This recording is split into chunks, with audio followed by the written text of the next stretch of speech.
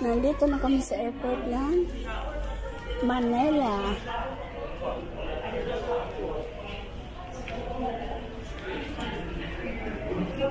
Magandang paglalakbay namin. Napakaganda na ng ano dito sa Manila.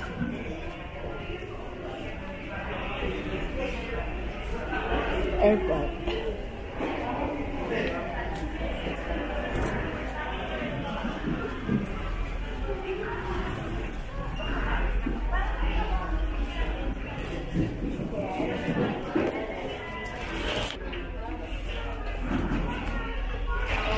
Joshua. Hello. Asan sila pa? Baby.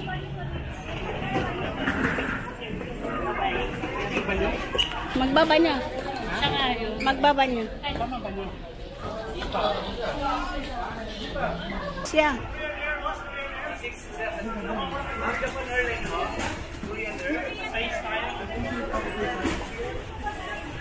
Dami, dami ng nagkuha ng bagay. Pero iba-ibang airport yan. Pero dito kami banda nag-aabang sa sinakyan namin dito. Ito pa lang ang nakukuha namin. Ito mga healthcare namin. Ito ay kina-Ruben, dalawa pa lang. Ito naman ang kanyang asawa ni Jubin, misis ni Jubin. Ito anak nila. At yung isa naman umiiyak na. Kami ang banday dito. Ha, nahuli kita, bunso. Ayan, kilala nyo ba yan kung sino yan? Ako yung bagong dating na artista dito sa Pilipinas. Hindi na nagkakagulo, kilala ko ng lalang. 7 years bago siya nakauwi ng Pilipinas, galing ng United States. Dito na ako sa Pilipinas ngayon. Mabuhay!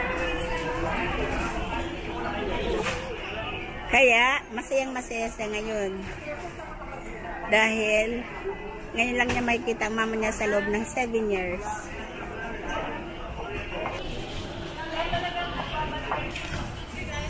Ano ba?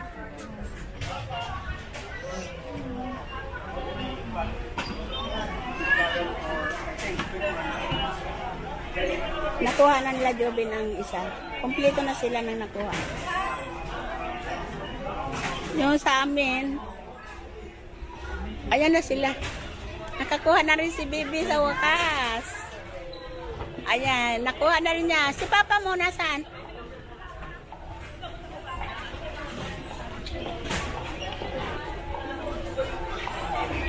Joshua, mabigat yan.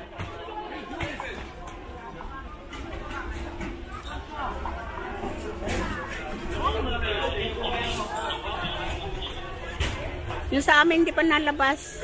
Mama mia. Kami na naman ang hindi pa nalabas sa amin.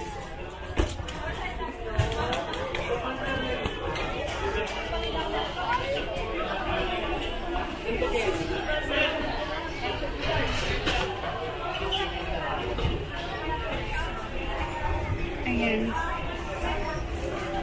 Ay, salamat. Nakuha na rin. Salamat po sa Diyos na Yehova.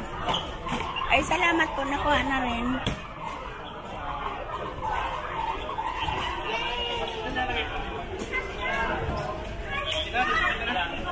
Andun, Neng.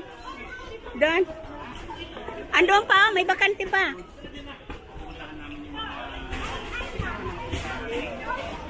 Be, andun pa. May bakante.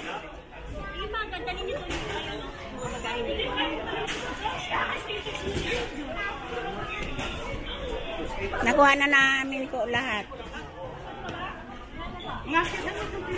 Ha? Teka, bakit? Baka kulang pa ha? No, Joshua, ako lang magdadala yan.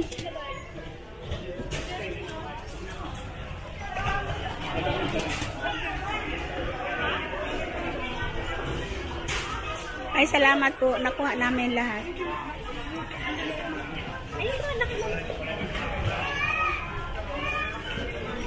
Ano pa?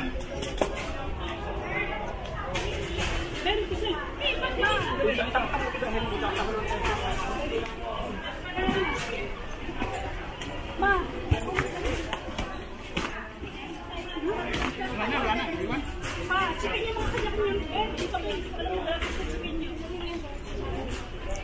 Hindi bagit ka, hindi ka bagit na. Bebe, okay na ba yan? Teka. Teka muna.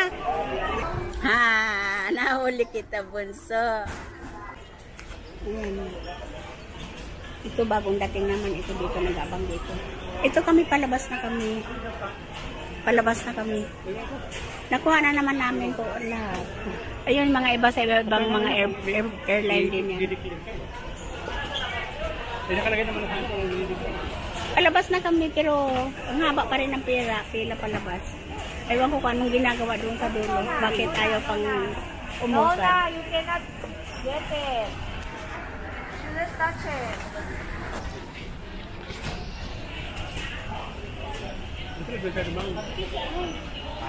Ito yata daanan talaga. Ang gusto niya sa 10 oras sa tulog. 10 na oras. Nag-ulit kasi ng una. Dahil sobrang antok. Pero tuloy-tuloy. Kasi amo rin pa ako dahil talagang sa pagkataas.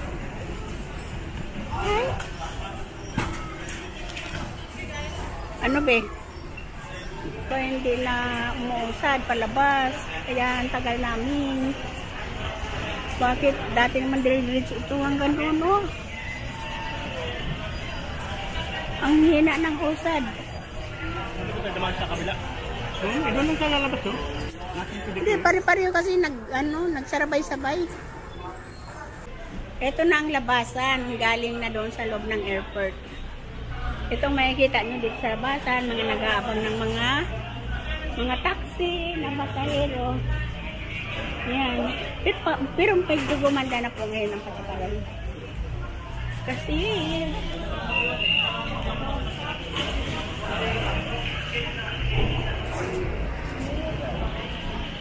muulan ang pagdating namin. Nandito kami sa labasan. Ganito dito sa labas.